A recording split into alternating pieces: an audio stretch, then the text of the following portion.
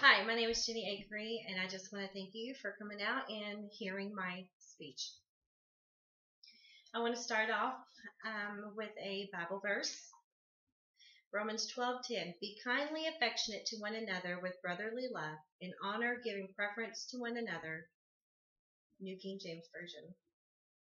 Our gift of spirituality through salvation and love can change the life of a woman or a mother with children who have suffered violence in their homes.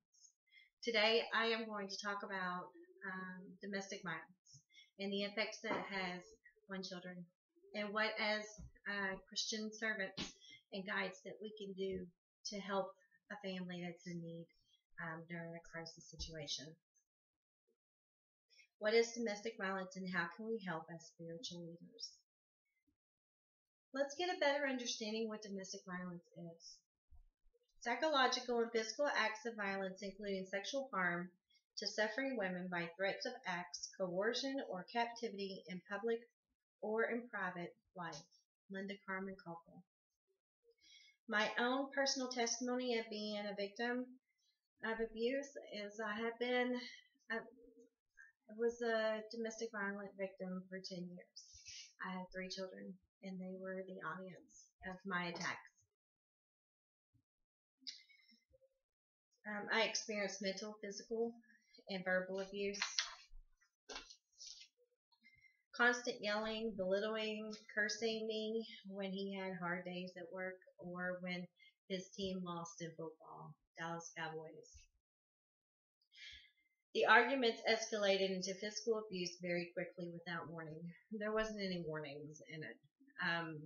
We would start off at a normal argument like any married couple would, and then before I knew it, I was being attacked.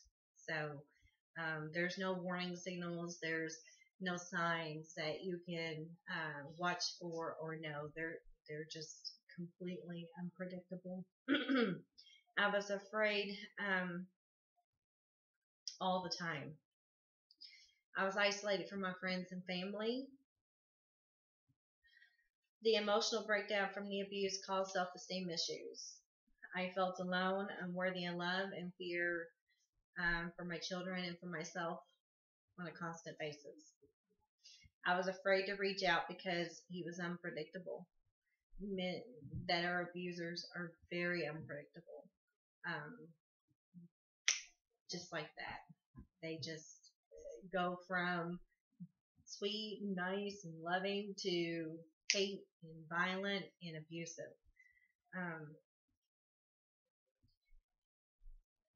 Children are living in broken homes and with broken spirits, broken lives in these situations. Unfortunately, there's a lot out there. And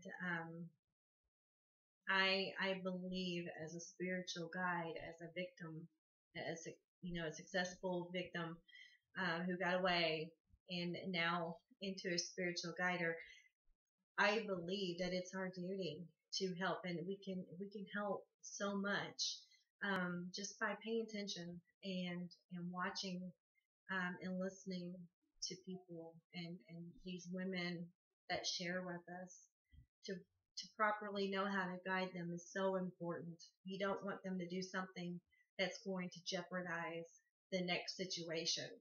Of course, you want to tell them to leave and get out right now, but a lot of circumstances you can't do that. You have to give them resources and secretly do that, because if they find out that they're trying to get away, it escalates to a worse situation. My spiritual breakdown. Why me, God? I felt God had abandoned me, and I had no purpose in life. I felt unloved by God. So what do you do when you feel abandoned by a father, a holy father? You pray, and that's all I knew to do. I didn't know of anything else.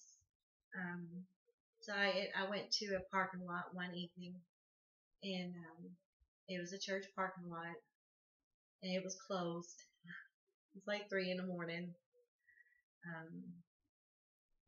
I prayed in my car. I didn't know if he would hear me. I didn't know if he would want to hear me. I was just praying for forgiveness, for turning my back on him and not being the good person that I thought I should have been.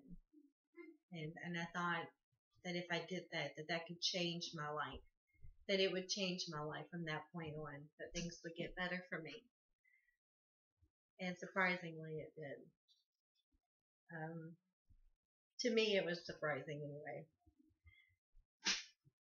I was going to sleep one night praying, and I saw Jesus, and I knew that I was saved.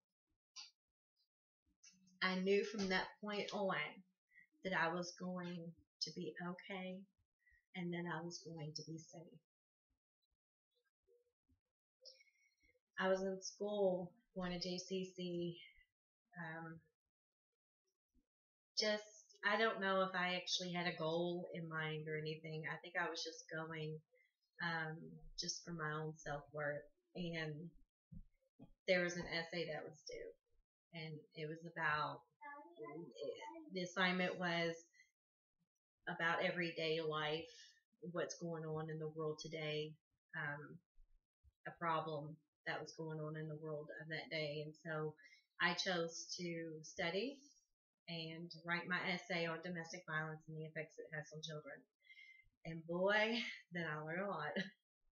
I learned that children actually feel responsible during those situations. Mommy, it's my fault, that mommy got hurt. That's sort of what they're saying to themselves, and it's so far from the truth. The truth is that he is the one with the problem. It is not the children. It is the perpetrator. And it can be a she too. There's been situations where women also been abusive.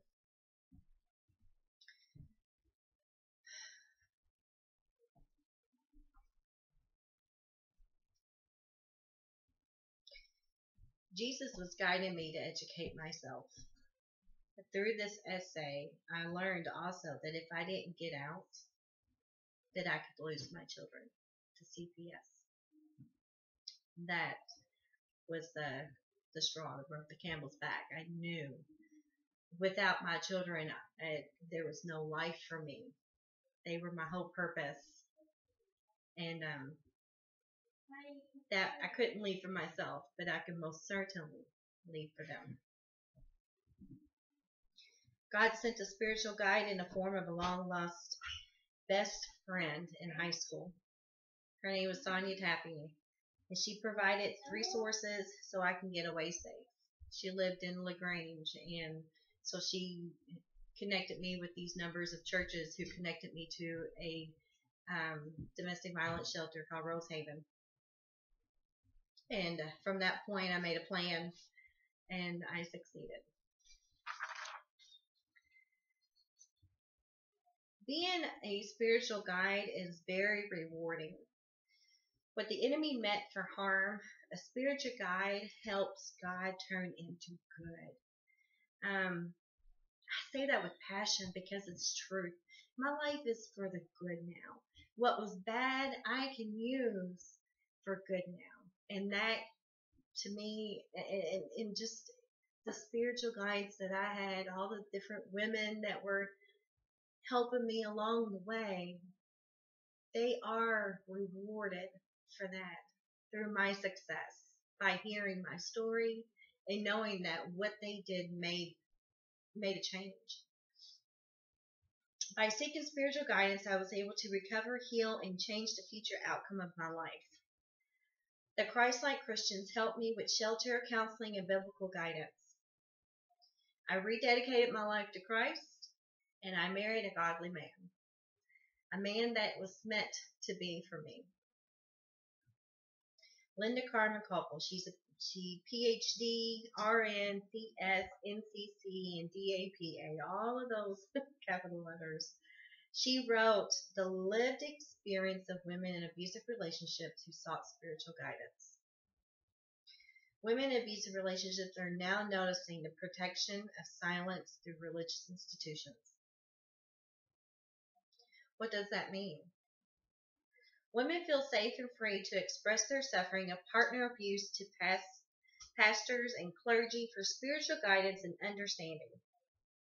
The silence and guidance of religious resources can help women find Christ.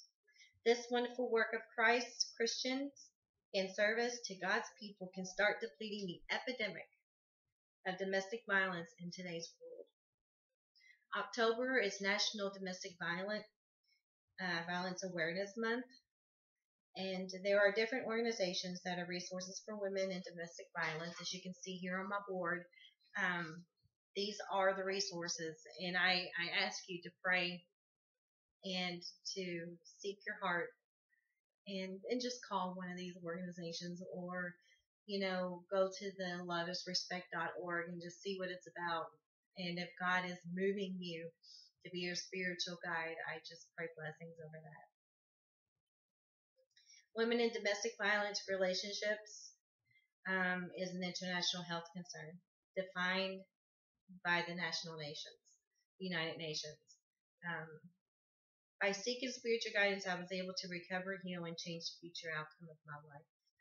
Women feel safe and free to express their suffering of partner abuse to pastors and clergy for special guidance and understanding. And finally, I would like to end with the verse. Romans 12:10. Be kindly affectionate to one another with brotherly love, and honor given preference to one another. New King James Version.